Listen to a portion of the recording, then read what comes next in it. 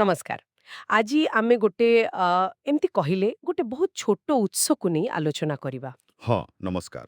ଉତ୍ସଟା ଛୋଟ ହେଲେ ବି ମୋତେ ଲାଗୁଛି ଏଥିରେ ଚିନ୍ତା କରିବା ପାଇଁ ବହୁତ କିଛି ଅଛି। ଏକଦମ। ଆମ ପାଖରେ ଗୋଟେ ଲେଖା ବୁଦ୍ଧ ଜୟନ୍ତୀର ସ୍ମୃତି, ସେଥିରୁ କେବଳ ଗୋଟିଏ ବାକ୍ୟ ଅଛି। ବାସ୍ ଗୋଟିଏ ବାକ୍ୟ। ଆଚ୍ଛା, ଆମର ଆଜି କାମ ହେଲା ଏଇ ଗୋଟିଏ ବାକ୍ୟ ବୈଶାଖ ପୂର୍ଣ୍ଣିମା ମାନେ ବେସାକ ବିଷୟରେ କଣ କହୁଛି ଆଉ ଆଉ କଣ କହୁନି ସେଟା ଟିକେ ଦେଖିବା। ବହୁତ କୌତୁହଳର କଥା। କୋଉ ବାକ୍ୟଟି ସେଇଟା? ବାକ୍ୟଟି ହେଉଛି ଇଂରାଜୀର ଅଛି ଭେସାକ୍ କମେମୋରେଟ୍ସ ଦ ବର୍ଥ ଅଫ୍ ମାନେ ବୈଶାଖ ପୂର୍ଣ୍ଣିମାଙ୍କୁ ଜନ୍ମକୁ ସ୍ମରଣ କରେ। ଓହୋ, ହଁ, ଆଉ ସବୁଠୁ ଆଶ୍ଚର୍ଯ୍ୟର କଥା ହେଲା ଶେଷରେ ସେଇ ଖାଲି ଜାଗାଟା ଗୋଟେ ଡ୍ୟାଶ୍। ହଁ, ଏଇଟା ହିଁ ତ। ଏଇଟା ସରଳ ବାକ୍ୟଟିକୁ ଅସାଧାରଣ କରିଦେଉଛି। ମାନେ, ଏହା ସିଧା କହୁଛି ଯେ ବୈଶାଖ ପୂର୍ଣ୍ଣିମା ଗୋଟେ ଜନ୍ମ ସ୍ମୃତି ସହ ଯୋଡ଼ା। ହୁଁ। ତ ଏହି ଉତ୍ସ ହିସାବରେ ପର୍ବର ମୂଳ କାରଣ ହେଲା ଜନ୍ମ। କିନ୍ତୁ କାହା ଜନ୍ମ? ସେଇଠି ଖାଲି। ସେଇଟା ହିଁ ପ୍ରଶ୍ନ। କାହିଁକି ଖାଲି ଛାଡ଼ାଗଲା? ବିଶେଷ କରି ଯେତେବେଳେ ଲେଖାର ନାଁ ହେଉଛି ବୁଦ୍ଧ ଜୟନ୍ତୀର ସ୍ମୃତି, ଏଥିରୁ ତ ସ୍ପଷ୍ଟ ଲାଗୁଛି ଯେ ବୁଦ୍ଧଙ୍କ କଥା କୁହାଯାଉଛି। ହଁ, ଲାଗୁଛି ତ। ତାହେଲେ ନାଁଟା ଲେଖିଲେନି କାହିଁକି?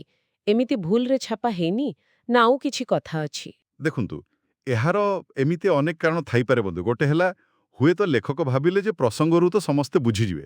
ନାଁଟା ଦେଖିଲେ ତ ଜଣାପଡ଼ୁଛି। ହଁ, ସେଇଟା ଗୋଟେ ସମ୍ଭାବନା। ଆଉ ଗୋଟେ କଥା ହେଇପାରେ, ହୁଏତ ଲେଖକ ଜନ୍ମ ଘଟଣାଟା ଉପରେ ବେଶୀ ଜୋର ଦେବାକୁ ଚାହୁଁଥିଲେ।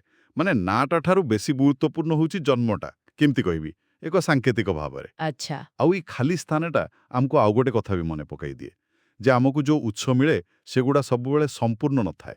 ବେଳେବେଳେ ଏମିତି ଅଧାପନ୍ତରିଆ ସୂଚନା ହିଁ ମିଳେ। ସତରେ। ଆଉ ଗୋଟେ କଥା ବି ଅଛି, ଏଇ ବାକ୍ୟଟା ଖାଲି ଜନ୍ମ କଥା କହୁଛି।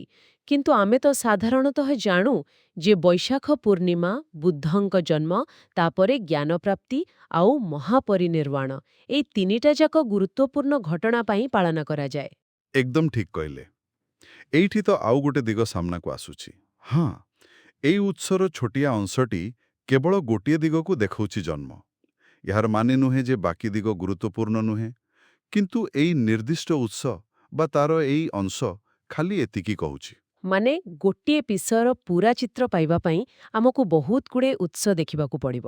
ଗୋଟିକୁରୁ ସବୁ ମିଳି ନପାରେ। ନିଶ୍ଚୟ। ଏଇଟା ହିଁ ତ ଉତ୍ସ ବିଶ୍ଳେଷଣର ଗୋଟେ ମୂଳ କଥା। ତାହେଲେ ଏଇ ଯୋଉ ଆମର ଛୋଟିଆ ଉତ୍ସ, ଏଥିରୁ ଆମେ ମୁଖ୍ୟତଃ କଣ ବୁଝିଲେ? ଏହା ବୈଶାଖ ପୂର୍ଣ୍ଣିମାକୁ ଗୋଟେ ଜନ୍ମ ସ୍ମୃତି ହିସାବରେ ଦେଖଉଛି। ହଁ, ଆଉ ସେ ଖାଲି ଜାଗାଟା, ସେଇଟା ଜାଣିଶୁଣି ହଉ କି ଅଜାଣତରେ ପାଠକକୁ ଟିକେ ଅଟକେଇ ଦଉଛି, ଚିନ୍ତା କରିବାକୁ ବାଧ୍ୟ କରୁଛି। ଶୀର୍ଷକରୁ ଆମେ ଅନୁମାନ କରିପାରୁଛେ, କିନ୍ତୁ ବାକ୍ୟ ଭିତରେ ନାଁଟା ନାହିଁ। ଏକଦମ। ଆଉ ଏଇଟା ଆମ ସମସ୍ତଙ୍କ ପାଇଁ, ଶ୍ରୋତାମାନଙ୍କ ପାଇଁ ବି ଗୋଟେ ବଡ଼ ପ୍ରଶ୍ନ ଛାଡ଼ି ଯାଉଛି। କଣ ସେ ପ୍ରଶ୍ନ? ଯେତେବେଳେ ଆମେ କୌଣସି ଉତ୍ସରେ ଏମିତି କିଛି ଅଧା